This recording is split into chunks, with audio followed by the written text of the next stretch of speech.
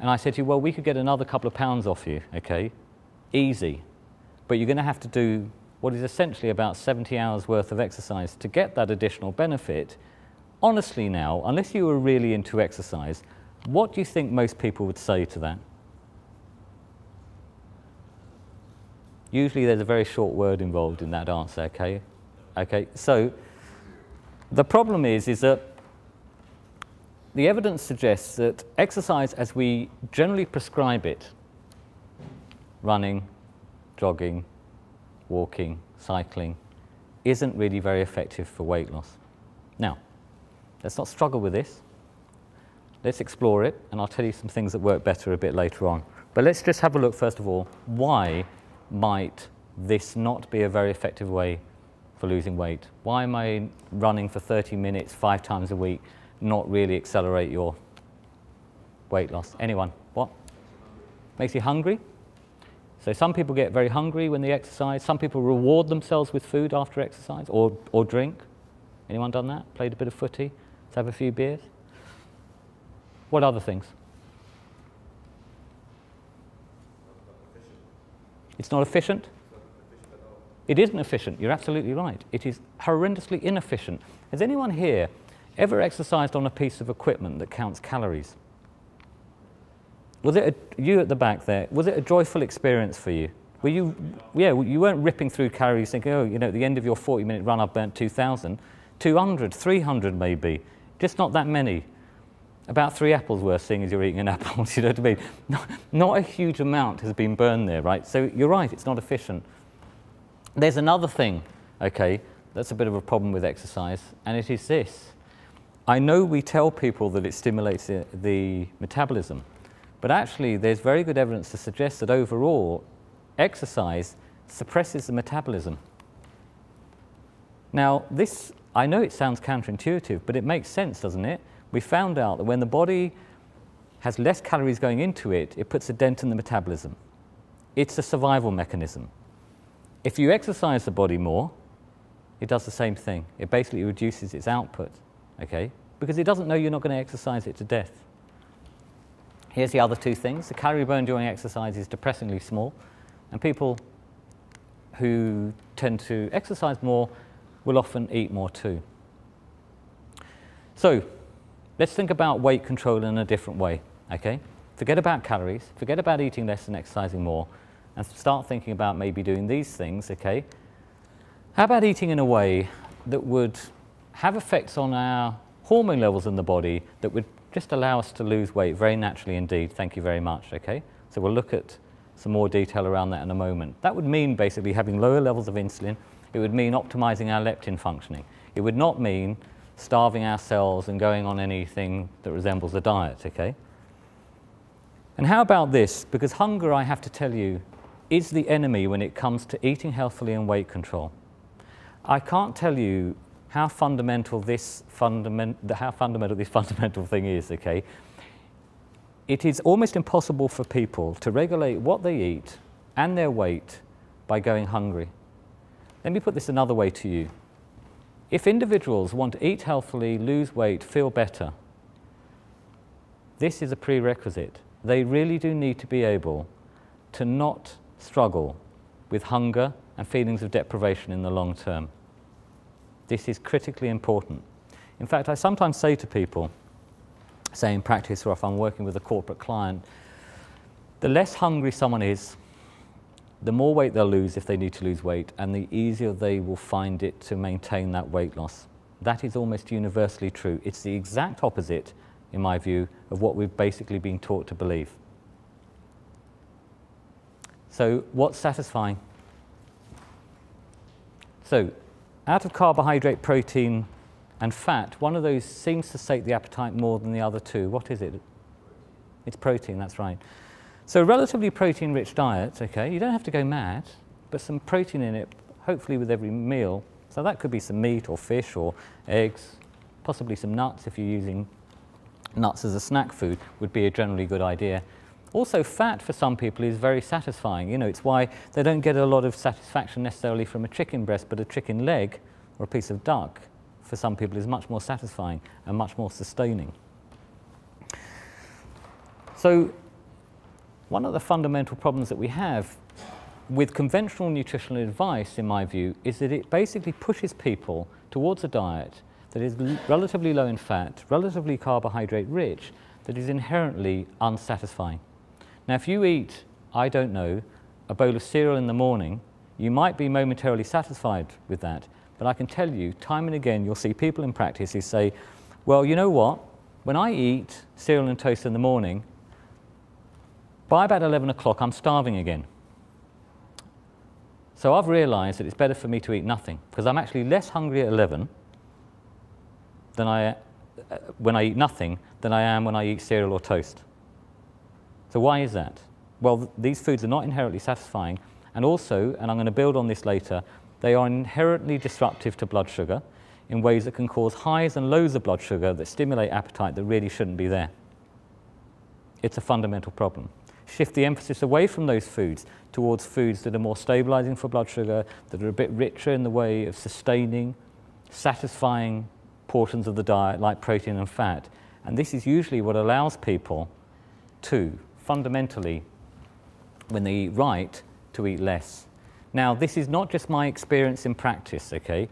There are studies that show when individuals who are eating a standard Western, relatively low-fat, carbohydrate-rich diet, as we're encouraged to eat, move their diet away from that to more the diet that we're looking at here, they will spontaneously eat several hundred calories less each day. That is common. Not because they're consciously restricting how much they're eating. They're not as hungry. They're not as hungry because they've stabilized their blood sugar level, number one. And number two, they're eating much more satisfying foods. So they just naturally eat less. Now, if you could get yourself to a state where you're eating healthily, eating well, enjoying what you're eating, and if you wanted to lose weight and you've lost weight and there's no hunger, wouldn't that be a kind of nirvana? I would say it would. Can this be achieved? Very, very rarely does this approach not work in men. Very rarely indeed, okay? They're really in the minority.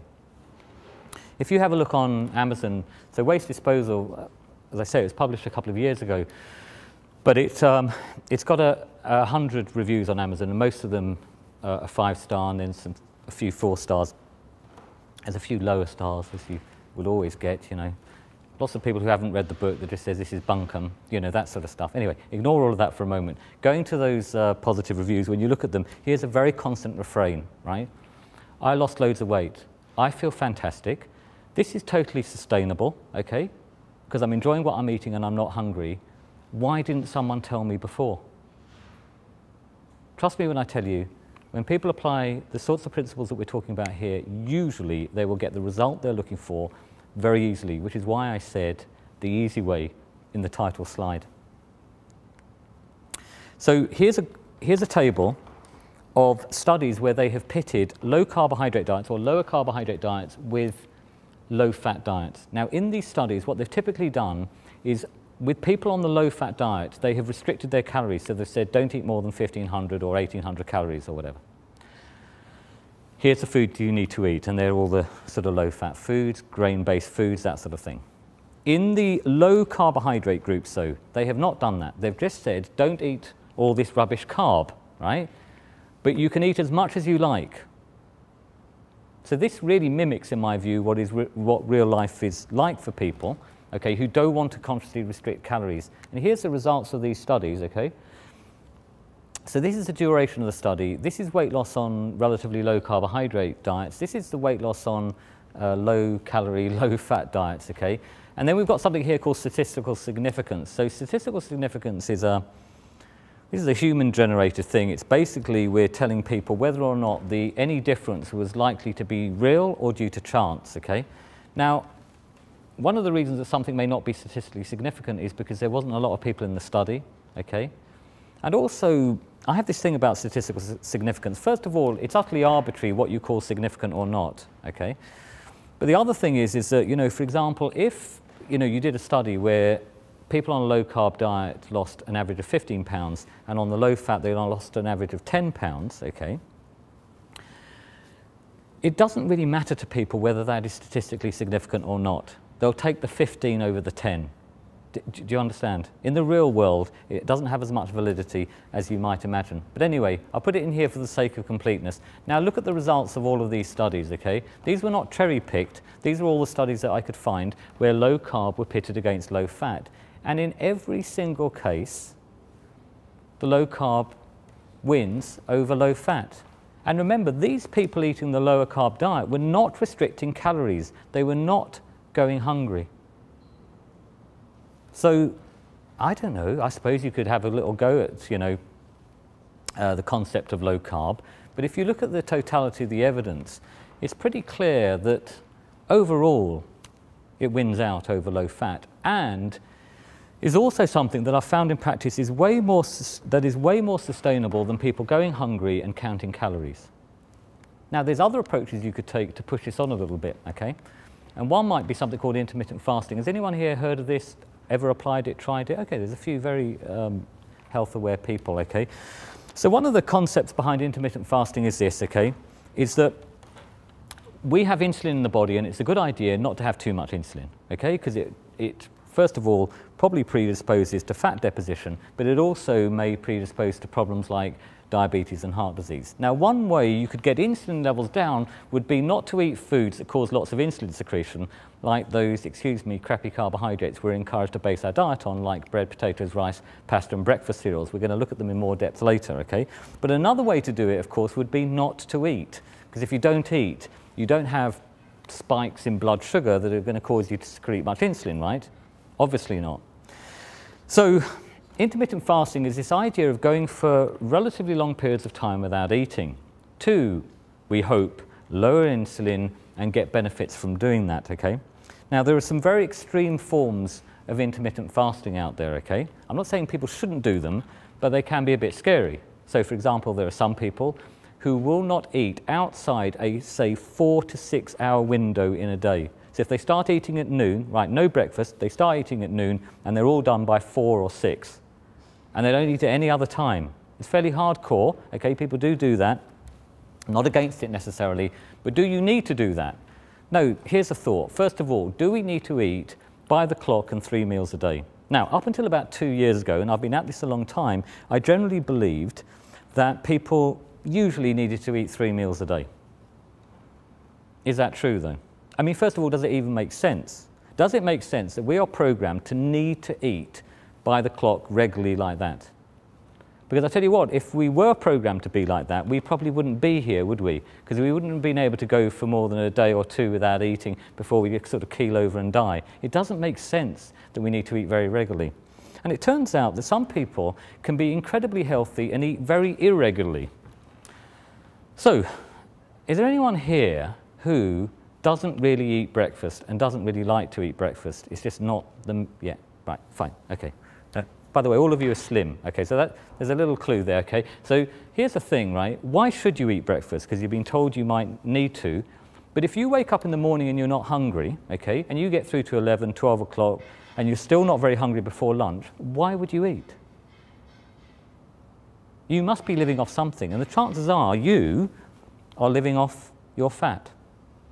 Why? Well, partly because I would hope you're not eating a rubbish diet that's causing fat to be trapped in your fat cells so you can mobilize it relatively efficiently.